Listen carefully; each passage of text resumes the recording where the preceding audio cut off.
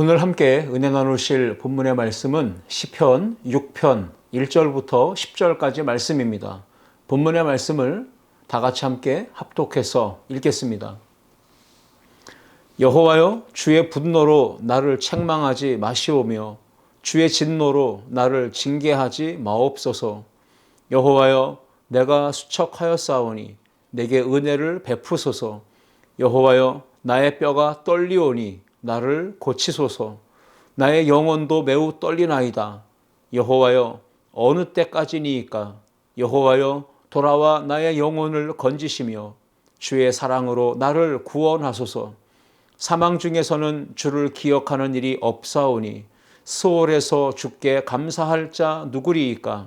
내가 탄식함으로 피곤하여 밤마다 눈물로 내 침상을 띄우며 내 요를 적시나이다. 내 눈이 근심으로 말미암아 쇠하며 내 모든 대적으로 말미암아 어두워졌나이다. 악을 행하는 너희는 다 나를 떠나라. 여호와께서 내 울음소리를 들으셨도다. 여호와께서 내 간구를 들으셨으며 여호와께서 내 기도를 받으시리로다. 내 모든 원수들이 부끄러움을 당하고 심히 떨미어 갑자기 부끄러워 물러가리로다. 아멘. 오늘 시편 6편 1절부터 10절까지 말씀을 가지고 주님과 동행하는 삶 8번째 말씀을 나누고자 합니다. 오늘 본문 시편 6편의 표제는 다윗의 시 인도자를 따라 현악 8째 줄에 맞춘 노래라고 기록되어져 있습니다. 다윗은 시편 6편에 오늘 본문에서 자신이 지금 처해 있는 상황에 대해서 이렇게 구절마다 소개하고 있습니다. 2절에서는 내가 수척하였사오니 나의 뼈가 떨리오니 라고 소개하고 3절에서는 나의 영혼도 매우 떨리나이다 라고 기록합니다. 6절 말씀에서는 내가 탄식함으로 피곤하여 밤마다 내 침상을 띄우며 내 요를 적시나이다 라고 기록하고 있고 7절 말씀에서는 내 눈이 근심으로 말미암아 쇠하며 또 어두워졌나이다 라고 하는 표현을 사용하고 있습니다. 이러한 표현들을 사용한 것을 볼 때 다윗은 지금 너무 심한 고난, 아픔을 겪고 있을 때 이 시를 지었다라는 것을 우리가 유추해 볼 수 있습니다.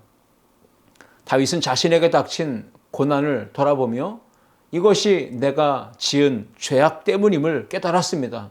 그리고 철저하게 하나님 앞에 나아가 엎드려 회개하며 용서와 자비의 은혜를 간구했습니다. 오늘 본문의 말씀의 배경을 우리가 알아야 됩니다. 그런데 오늘 본문의 표제는 다윗이 어떤 죄를 지어서 그리고 이러한 큰 고통과 어려움을 겪고 있는지에 대해서 자세하게 표제에는 기록하고 있지 않습니다. 다윗은 육체적으로 또는 정신적으로 매우 큰 고난에 직면해 있었습니다. 바로 그러할 때 자신이 지난날 범했던 죄악을 돌이켜 보았던 것입니다. 시편 6편은 사무엘하 11장과 12장에 나오는 밧세바의 사건과 연결되어져 있습니다. 다윗이 밧세바와 동침하고 그 남편이었던 우리아를 죽였던 사건과 깊이 관련되어 있다라고 볼 수 있습니다.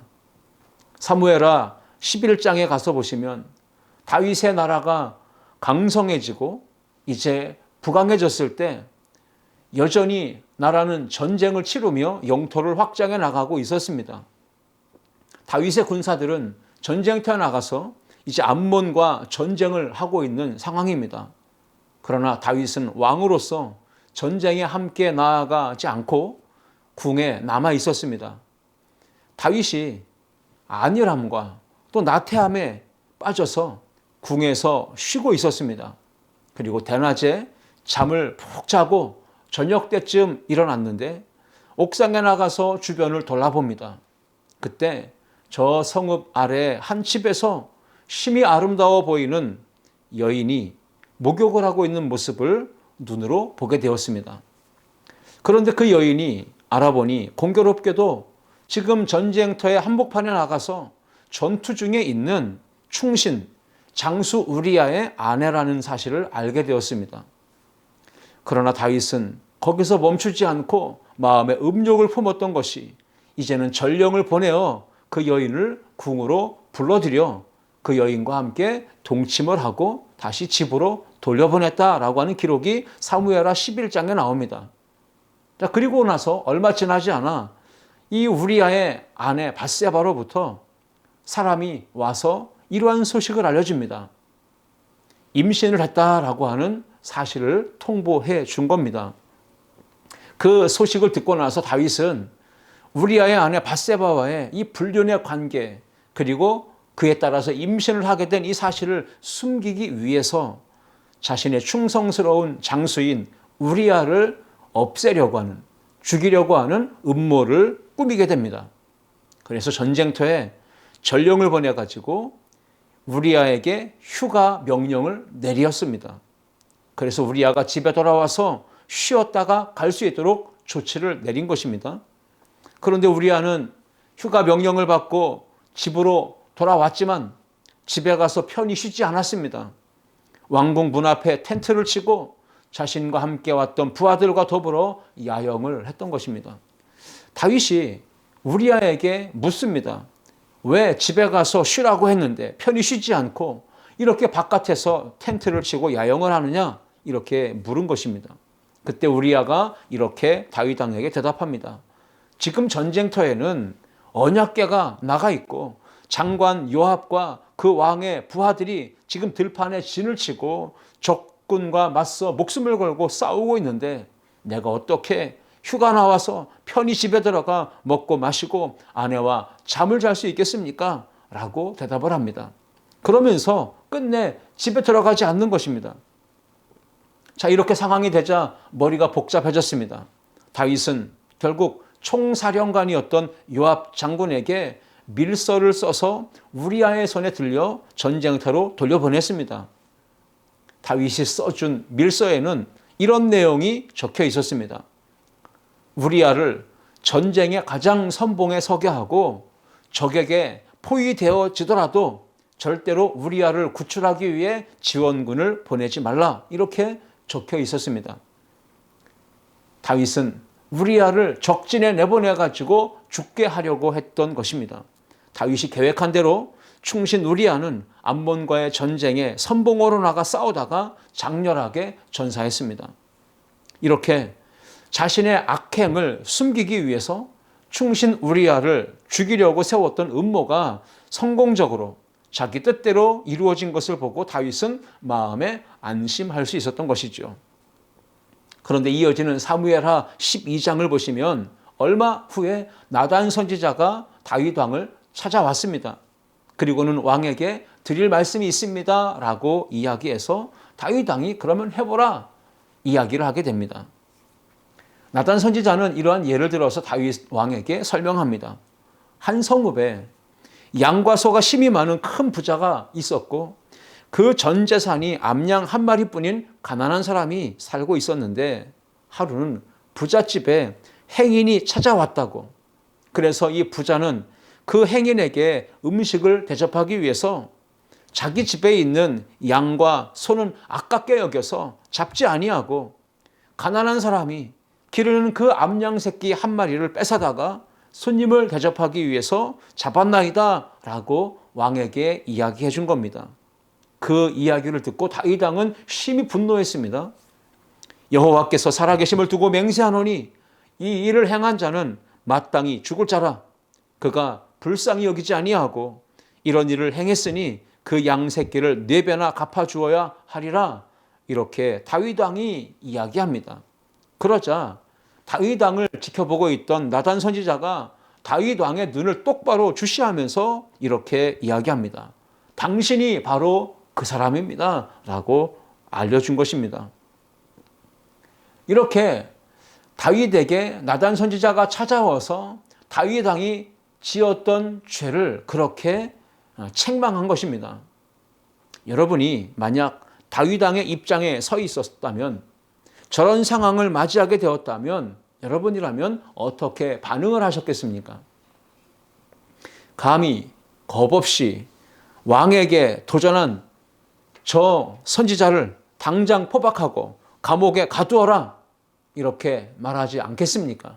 아니면 당장 목을 베어라 이렇게 분노하며 죽이라고 말하지 않겠습니까? 그러나 다윗은 어떻게 반응합니까? 나단 선지자가 찾아와 책망을 할 때 즉시 무릎을 꿇고 땅에 엎드려서 하나님께 회개하며 용서의 은혜를 간구합니다. 죄를 고백하고 자백하고 회개했던 것입니다. 나단 선지자는 다윗을 책망하면서 진노하시는 하나님의 말씀을 다윗에게 대언합니다. 사무엘하 12장 7절이야 12절 말씀에 그러한 나단 선지자의 하나님 말씀을 대언하는 내용이 기록되어 있는데, 간단하게 요약하자면 어찌하여 밧세바와 동침하고 그 죄를 덮기 위해서 충신 우리아를 죽였습니까? 그리고 그 여인을 당신의 아내로 취했습니까? 하나님의 칼이 다윗 왕의 집에서 영원히 떠나지 아니할 것입니다. 하나님이 이렇게 말씀하셨습니다. 내가 너의 집에 재앙을 일으키고 내가 내 눈앞에서 내 아내를 빼앗아 내 이웃들에게 주리라. 그 사람들이 내 아내들과 더불어 대낮에 동침할 것이요 너는 은밀히 행하였으나 나는 온 이스라엘 앞에서 대낮에 이 일을 행하리라. 하나님은 이렇게 다윗에게 하나님의 말씀을 대언하게 하셨습니다. 다윗이 나단 선지자로부터 책망을 듣고 하나님 앞에 죄를 자복하고 회개했을 때 나단 선지자는 다윗에게 이렇게 이어서 말합니다. 여호와께서 당신의 죄를 사하셨습니다. 당신은 죽지 않습니다.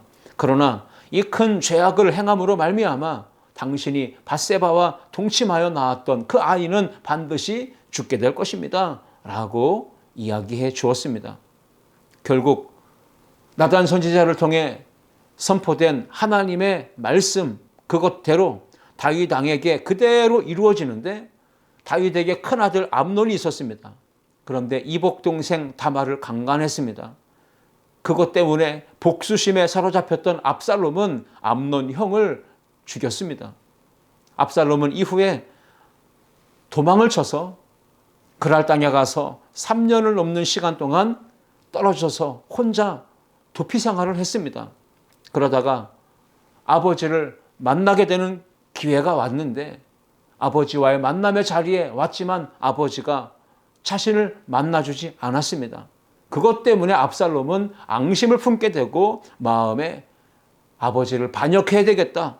아버지에게 내가 반란을 일으켜야 되겠다라고 계획을 세우게 됩니다. 그리고는 준비하고 진짜 시간이 지났을 때 반란을 일으켜 아버지를 쫓아내게 됩니다. 아버지는 급히 도망 나갔고 옥상에서 다윗이 후궁들을 남겨놓았을 때 그 궁에서 욕보이는 행위를 이 압살롬이 공공연히 자행을 하고 말았습니다. 다윗은 슬피 울며 다급하게 맨발로 도망쳐 나오는 이러한 일련의 모든 상황들이 나단 선지자가 예언한 대로 그대로 이루어졌던 것입니다. 바로 성서학자들은 바로 이러한 다급한 상황이 오늘 시편 6편의 배경이 아닐까 이렇게 추측을 하고 있는 겁니다. 나단 선지자가 찾아와서 책망했을 때 핑계대지 아니하고 즉시 자복하고 회개했던 다윗을 하나님은 용서의 은혜를 베풀어 주셨습니다.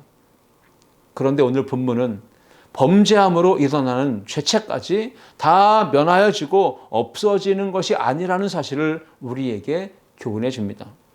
오늘 본문을 통해서 우리는 회개와 용서의 진정한 의미를 깨달아야 하고 거룩한 하나님의 자녀된 삶으로 부활하신 주님과 동행하기를 다시금 결단하는 은혜가 우리 안에 있어지기를 주님의 이름으로 축복합니다. 오늘 본문을 통해 주시는 교훈 첫 번째 읽어보겠습니다. 공의의 하나님은 사랑하는 자녀를 징계하십니다. 오늘 본문의 1절 이하 4절 말씀의 내용입니다. 사람이 이 세상에 태어나서 가장 먼저 학습, 배움의 과정을 거치는 현장이 가정, 학교입니다. 그래서 가정에서 부모가 자녀를 어떻게 양육, 교육, 훈련시키느냐에 따라서 그 자녀는 완전히 다른 사람으로 만들어져 나갈 수 있습니다. 어느 가정에서 사랑만 있고 징계가 없다면 그 가정에서 자란 자녀는 버릇이 없게 되고 규모가 없고 질서도 예절도 모르는 그러한 인격으로 성장하게 될 것입니다. 또는 사랑은 없고 징계만 있는 가정에서 성장하는 자녀는 반대로 소극적으로 될 것이고 눈치 보는 그러한 성향으로 성장하게 될 것이고 자기 주도적인 삶을 살지 않고 자기 의사 표현을 못하는 사람으로 살아갈 수밖에 없게 됩니다. 요즘 시대에는 젊은 부부들이 대부분 맞벌이를 하고 있습니다. 그러다 보니까 아이들을 낳았을 때 자신들의 자녀를 직접 기를 수 없으니까 어린이집이나 유치원, 이 보육시설로 아이들을 보내는 경우들이 많이 발생하고 있고요. 어려서부터. 경우에 따라서는 할머니, 할아버지 손에 맡겨서 아이들을 키우는 경우들도 많이 생겨났습니다. 그러다 보니까 할머니, 할아버지 손에서 애지중지 사랑을 받고 자란 아이들이 보편적으로 예의나 질서나 규모가 없고 속된 말로 버릇이 없는 아이들로 성장하는 특징을 보여주고 있습니다. 손자, 손녀가 잘못을 해도 징계하거나 훈계하거나 가르치지 않고 그 모든 응석을 다 받아주다 보니까 결국은 버릇없는 아이로 성장되어지는 것이죠. 여러분, 사랑과 징계는 동전의 양면과 같은 겁니다. 가정에서 자녀를 교육할 때 반드시 함께 사랑과 징계가 균형 있게 행해져야 합니다. 사랑과 징계는 자녀 교육에 있어서 어느 것도 하나 균형을 이룰 수 없는 필수적인 아이템, 요소예요. 하나님 아버지는 어떤 분이십니까?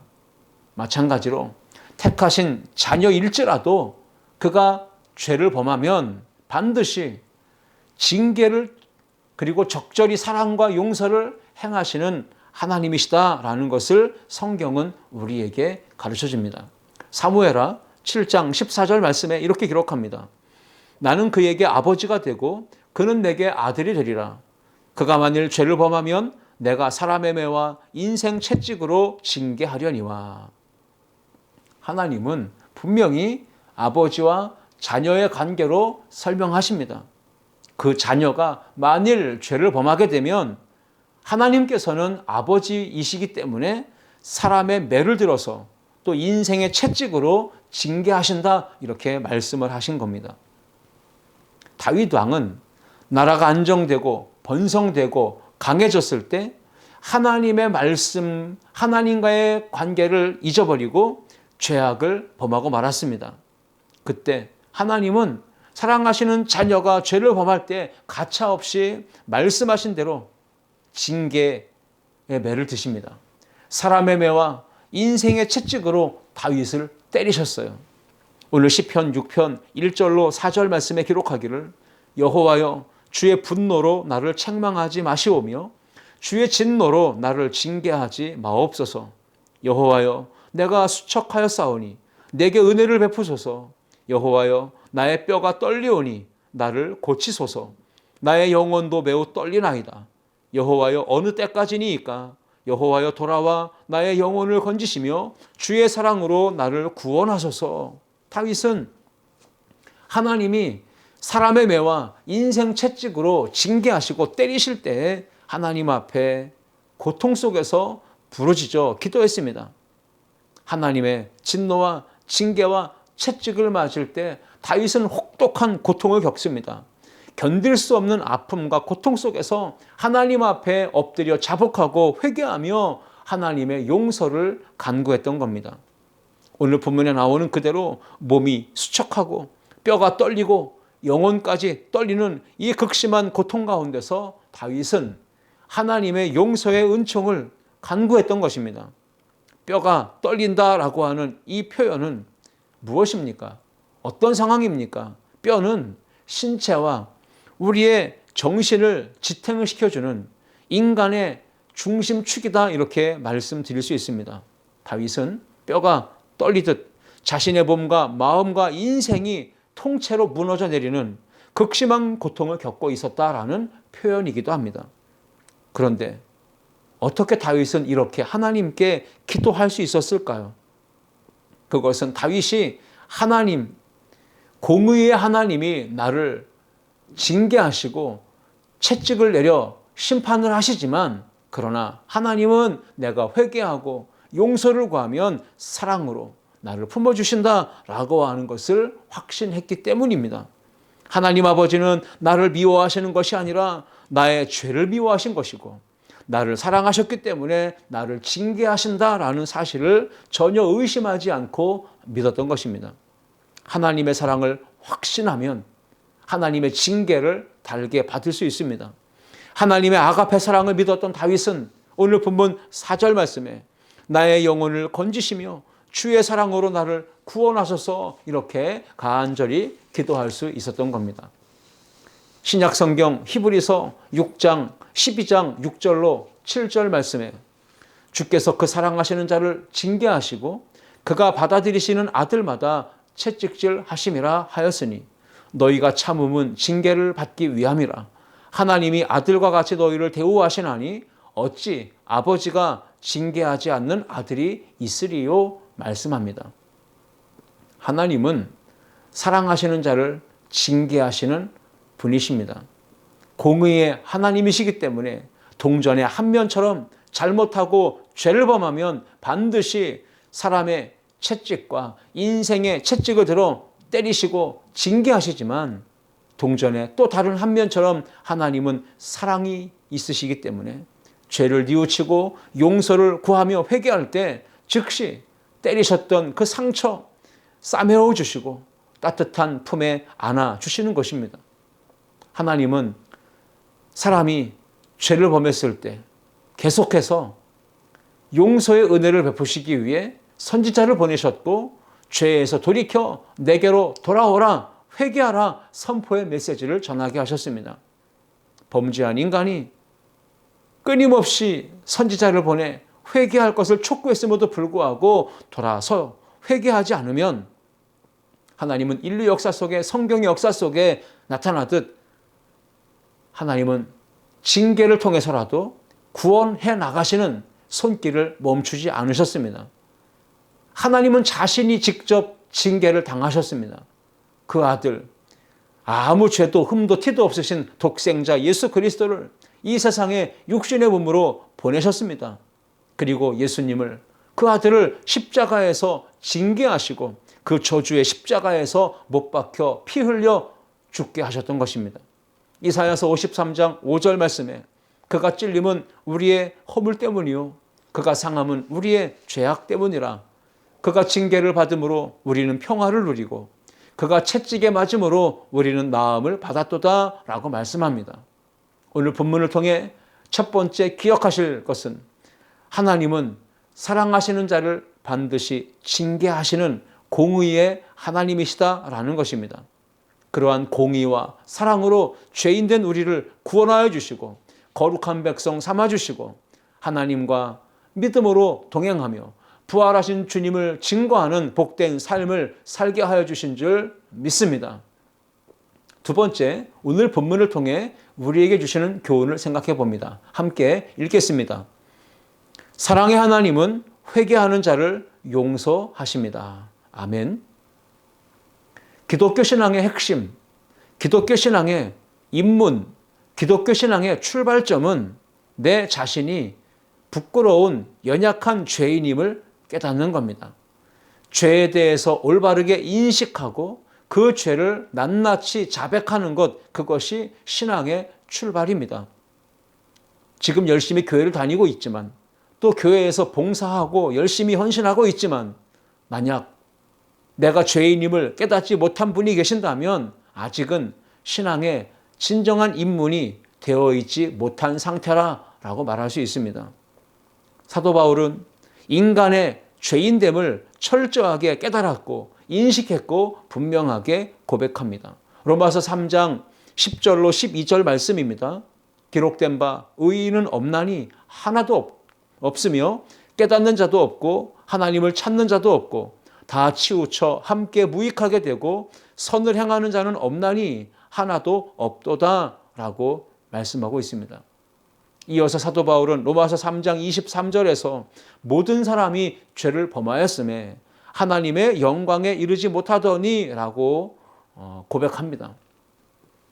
나의 죄를 깨닫는 것, 내가 죄인됨을 인식하고 믿음으로 살아가는 사람이 있는가 하면 내가 죄인됨을 깨닫고 나의 죄를 알면서도 불구하고 그 죄를 회개하고 용서를 구하며 나아가지 않는 사람이 있습니다.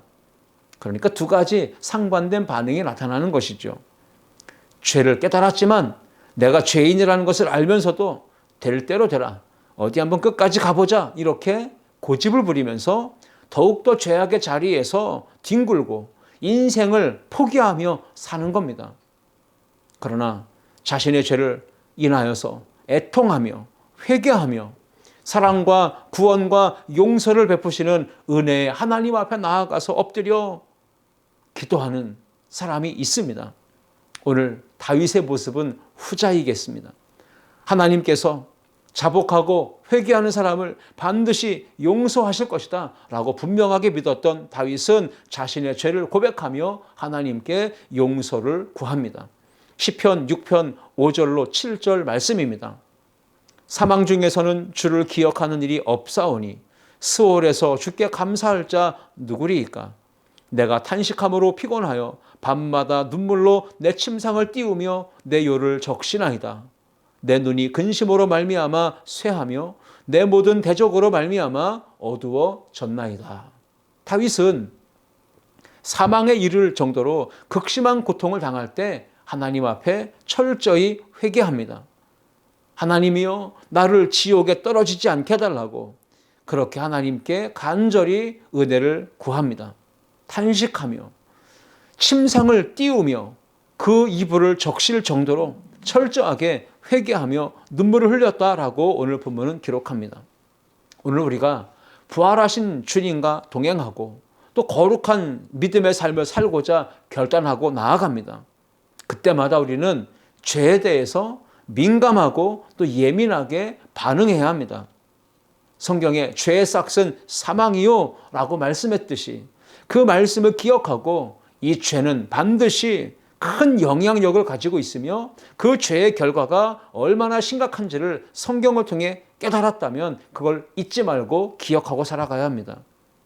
긍휼을 베푸시는 하나님, 자비의 하나님, 사랑과 용서의 하나님, 그 하나님 앞에 나아가 죄를 자백하고 회개하면 하나님이 반드시 용서해 주신다, 나를 깨끗게 씻어 주신다 라고 하는 것을 약속하셨습니다.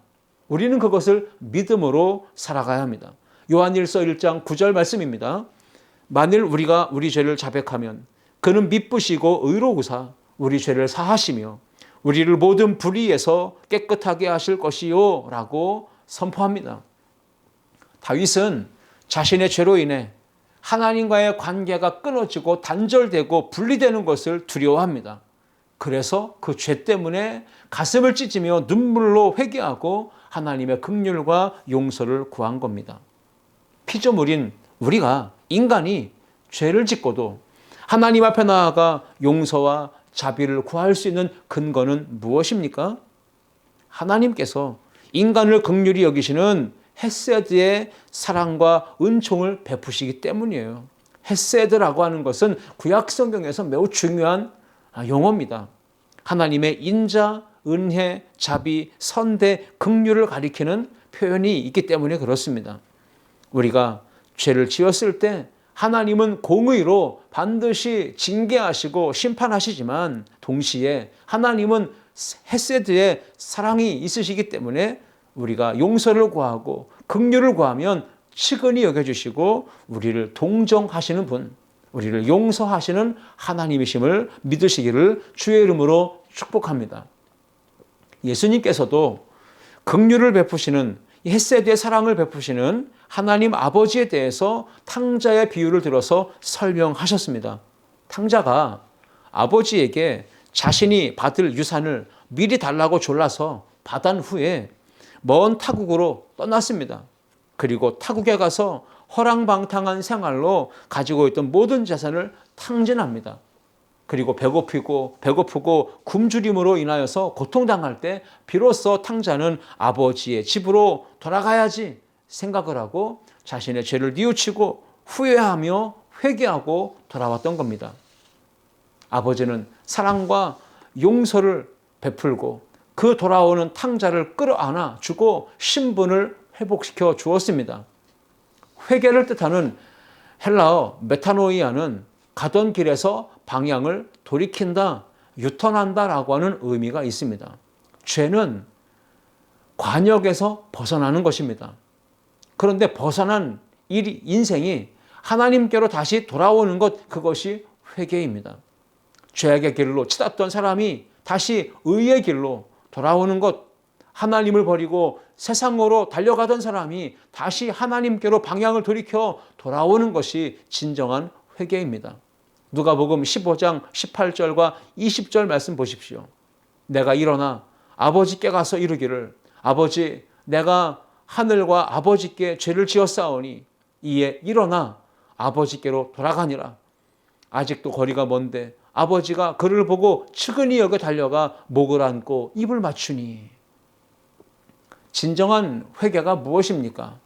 잘못을 깨닫고 그 자리에서 일어나는 것, 이것이 회개가 아닙니다. 회개는 그 자리에서 일어나서 아버지께로 돌아가는 것, 이것이 진정한 회개입니다.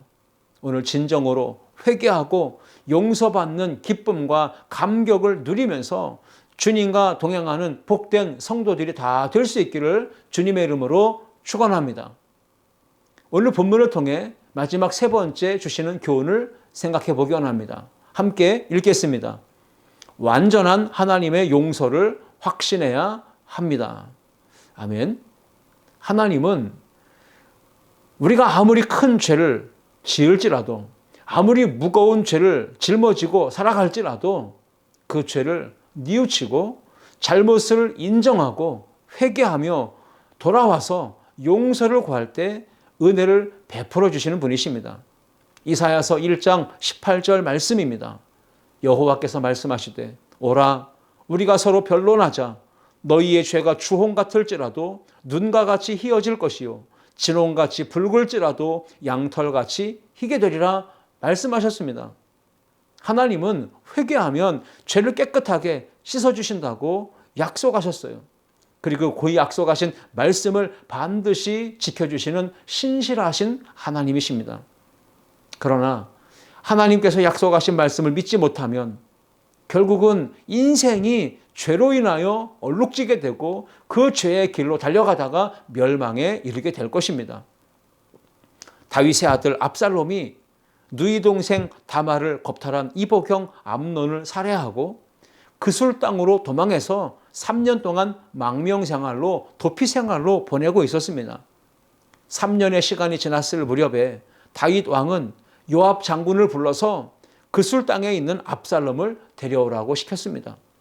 압살롬이 예루살렘에 돌아왔을 때 다윗은 2년 동안이나 압살롬의 얼굴을 보지도 않고 만나주지도 않았습니다. 압살롬이 예루살렘에 돌아왔지만 아버지가 나를 반겨주지도 얼굴을 쳐다보지도 않으니 이럴 거면 나를 왜 굳이 그술 땅에서 데려왔느냐고 요압 장군에게 따지고 항변하고 원망을 했습니다. 그때 이 압살롬의 원망을 들은 요압 장군이 다시 다윗 왕에게 요청을 해서 압살롬과 다윗이 진정한 만남과 상봉을 이루게 됩니다. 압살롬이 5년 만에 아버지를 만납니다. 그때 아버지 다윗은 압살롬을 끌어안고 입을 맞춥니다. 그런데 여전히 압살롬의 마음은 아버지가 나를 용서하지 않았다라고 하는 의심을 품게 됩니다. 아버지 다윗이 아직도 나의 잘못을 용서하지 않으셨다, 이런 생각을 하고 의구심을 품게 됩니다. 그 후에 압살롬은 아버지에 대해서 앙심을 품게 되고 반역을 해야 되겠다. 내가 아버지를 왕궁에서 쫓아내야 되겠다. 내가 왕의 자리를 뺏어야 되겠다. 음모를 꾸미고 결국 4년 동안 준비한 끝에 반란을 일으켰습니다. 그로 인하여 다윗 왕은 다급하게 도망을 칩니다. 신발도 신지 못한 채 궁을 빠져나와서 슬피 울며 도망치는 이런 비참한 일이 벌어지고 말았습니다. 오늘 여기에 우리가 압살롬의 이 사건을 통해서 얻는 교훈이 무엇입니까? 압살롬이 아버지가 자신을 용서했다라고 하는 확신을 갖지 못했을 때 이러한 비극적인 일이 가정 안에서 벌어졌다는 건 사실입니다. 다윗은 하나님 앞에 탄식하며 용서를 간구하고 회개의 눈물로 침상을 띄우며 요를 적셨습니다. 오늘 본문 시편 6편 8절로 10절 말씀에 악을 행하는 너희는 다 나를 떠나라. 여호와께서 내 울음소리를 들으셨도다. 여호와께서 내 간구를 들으셨으므로 여호와께서 내 기도를 받으시리로다. 내 모든 원수들이 부끄러움을 당하고 심히 떨미어 갑자기 부끄러워 물러가리로다. 다윗은 추호도 하나님 아버지의 자비, 긍휼, 용서 그것을 의심하지 않고 확실하게 믿고 있었습니다. 하나님께서 죄를 범한 자기에게 징계하시고 채찍을 드시고 매를 드신 것은 당연하게 여겼습니다. 그러면서 동시에 하나님은 은혜를 베푸시는데 헤세드의 사랑과 인자와 긍휼과 자비를 내게 베푸실 것을 조금도 의심하지 않고 하나님 앞에 나아가 죄를 자복하고 회개했던 것입니다. 다윗은 완전하신 하나님의 용서를 확신하고 기도한 것입니다. 인간은, 저와 여러분은 연약합니다. 누구나 다 타락한 죄악의 본성을 지니고 있습니다. 그래서 언제든지 우리는 실수하고 죄를 범할 가능성이 있습니다. 사탄의 유혹과 미혹과 시험을 받으면서 흔들리기도 하고 넘어지기도 하고 실패하며 또 죄악의 자리에 서게 될 수도 있습니다. 그러나 죄 가운데 빠져서 끝없는 절망과 자기 혐오와 자책에 빠져서 뒤로 물러가는 자가 되어서는 절대 안 됩니다. 그렇게 된다면 우리는 망하는 자가 될 수밖에 없습니다. 히브리서 10장 38절과 39절은 이렇게 기록합니다. 나의 의인은 믿음으로 말미암아 살리라. 또한 뒤로 물러가면 내 마음이 그를 기뻐하지 아니하리라 하셨느니라. 우리는 뒤로 물러가 멸망할 자가 아니요 오직 영혼을 구원함에 이르는 믿음을 가진 자니라 말씀을 했습니다. 그러므로 저와 여러분은 하나님의 완전한 용서를 확신해야 합니다. 나의 죄악과 아픈 이 행실에 대한 모든 사랑으로 하나님이 나를 용서하시고 온전케 하신다는 믿음을 가진 것, 다윗처럼 그런 믿음을 가져야 합니다. 그래야만이 하나님께 나아가서 죄를 고백하고 용서를 구하고 하나님의 자비를 간구할 수 있는 것입니다. 하나님은 저와 여러분보다도 연약함을 더 잘하시는 분이십니다. 나보다도 나를 더 사랑하시고 그 연약함을 끌어안아 강하게 해주시고 실수할 때마다 덮어주시고 허물을 감싸 상처를 싸매어 주시는 분이시다는 사실을 우리가 의심하지 말고 믿어야 합니다. 시편 32편 1절 말씀에 고백하듯 허물의 사함을 받고 자신의 죄가 가리워진 자가 복이 있다 말씀했습니다. 다윗은 죄를 범했고 징계를 받는 중에 하나님의 완전한 사죄의 은총을 의심하지 않았습니다. 그리고 믿음으로 나아가 하나님 앞에 눈물로 침상을 적시고 요를 적시며 기도했던 것입니다.